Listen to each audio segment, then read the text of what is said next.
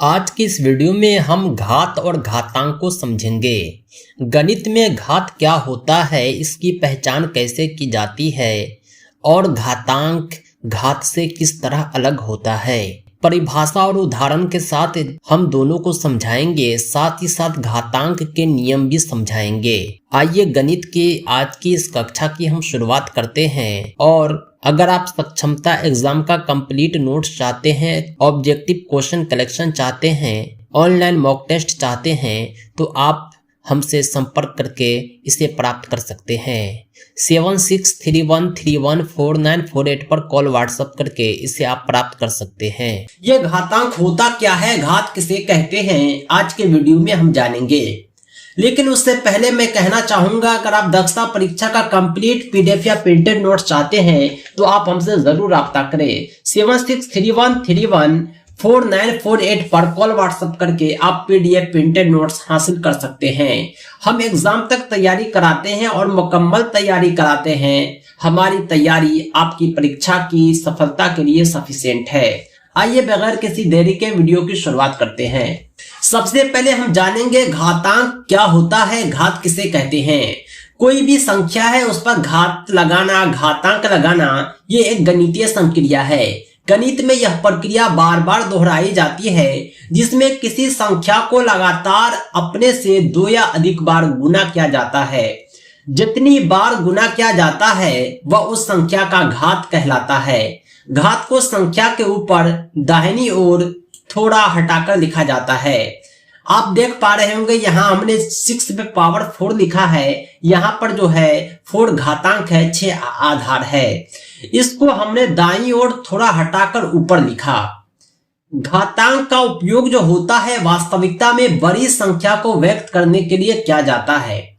इसका मतलब यह होता है कि कोई संख्या कितनी बार खुद से गुना किया गया है। उदाहरण के लिए 6 को जब 4 बार आपस में गुना करेंगे तो 6 पे पावर 4 भी हम लिख सकते हैं। इसका जो वैल्यू आएगा वो 6 पे पावर 4 का ही वैल्यू होगा। कहने का मतलब यह है कि घातांक या घात के रूप में लिखना केवल बड़ी संख्या को व्यक्त करने का एक तरीका होता है। गणित में इसका काफी उपयोग है और कहाँ उपयोग है आगे हम जानेंगे। घातांक जो होते हैं 4 प्रकार के होते हैं। कुछ धनात्मक होते हैं, ऋणात्मक होते हैं, कुछ शून्य होते हैं और परिमेय होते हैं। नाम से ही स्पष्ट है कि धनात्मक घातांक में जो भी घात होगा वो एक पॉजिटिव नंबर होगा। ऋणात्मक घातांक में जो भी घात होगा वो निगेटिव नंबर होगा। शून्य घातांक में जो भी घात होगा वो न तो पॉजिटिव होगा न निगेटिव होगा बल्कि शून्य होगा। परिमेय घातांक में जो भी घातांक होगा वो एक परिमेय संख्या होगा, यानी p/q के रूप में व्यक्त की जाने वाली संख्या होगी। घातांक के क्या नियम है ये भी काफी इंपोर्टेंट है। घातांक के नियम जो है आपको यह बतलाता है कि किसी भी संख्याओं को आप किस तरह व्यक्त करेंगे या किसी भी घात का किस तरह वैल्यू फाइंड करेंगे। आइए हम जानते हैं घातांक के सभी 6 नियमों को। घातांक के जो 6 नियम है उसमें पहला नियम है किसी भी संख्या पे पावर 0 का वैल्यू कितना होता है। कोई संख्या है ABCD XYZ, उस पर 0 है यानी इसका वैल्यू 1 हो जाएगा। शून्य के अलावा कोई भी संख्या पर अगर 0 घात है तो उसका मान 1 होता है। उदाहरण के लिए 8 पे पावर 0 का वैल्यू 1 हो गया।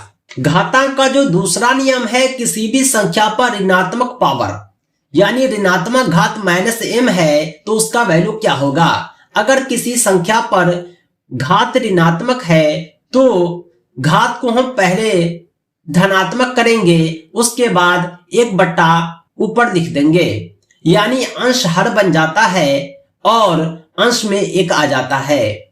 ये अंश वही होता है जो इसके नीचे छुपा होता है।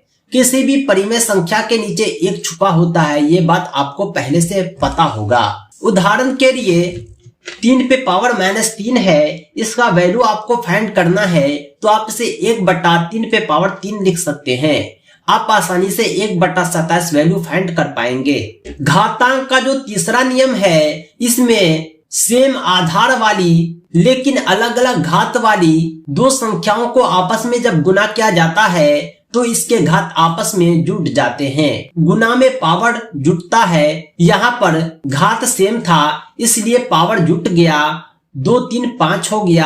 अब आप आसानी से वैल्यू फाइंड कर पाएंगे।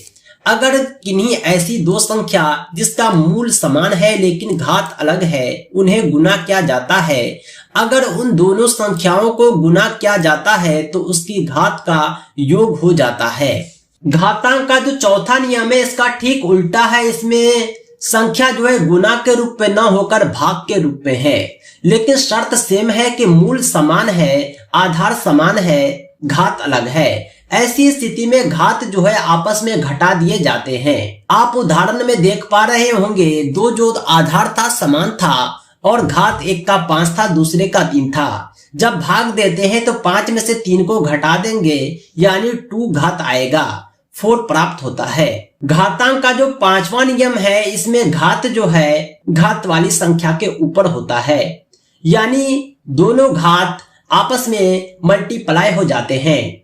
लेकिन शर्त यह है कि अगर कोई संख्या घात के साथ कोष्टक में होती है एवं कोष्टक के बाहर भी कोई घात होती है तो दोनों घात का गुना हो जाता है। गुना होने के बाद जो घात आती है वही घात वह संख्या की घात होती है। फिर हम उस संख्या को उतनी बार गुना करके उसका हल निकाल लेते हैं।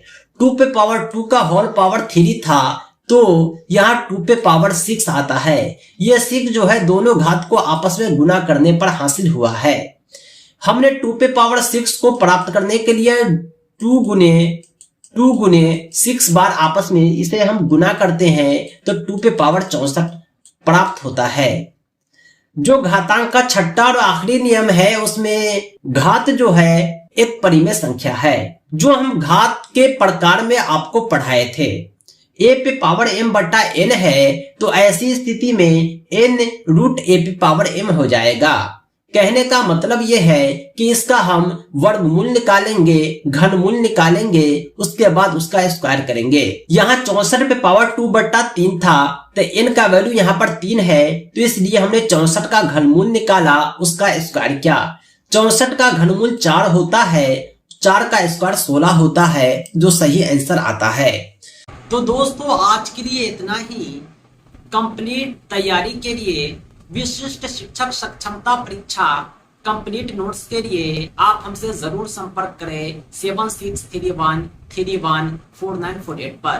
पाठ्यक्रम आधारित संपूर्ण अध्ययन सामग्री के माध्यम से कम समय में आप बेहतर तैयारी कर पाएंगे और अपनी सफलता सुनिश्चित कर पाएंगे और राज्यकर्मी का सपना आपका पूरा हो पाएगा। दोस्तों इस सक्षमता परीक्षा के नोट्स और अपडेट के लिए आप हमारी वेबसाइट www.teacherahmed.com को भी विजिट करें। साथ ही साथ हमारे एंड्रॉयड ऐप टीचर रहमत को प्ले स्टोर से जरूर डाउनलोड करें। इसका लिंक आपको इस वीडियो के डिस्क्रिप्शन में भी मिल जाएगा। दोस्तों आज के लिए इतना ही। हम मिलते हैं नेक्स्ट वीडियो में एक अमेजिंग टॉपिक के साथ। Thanks for watching. धन्यवाद।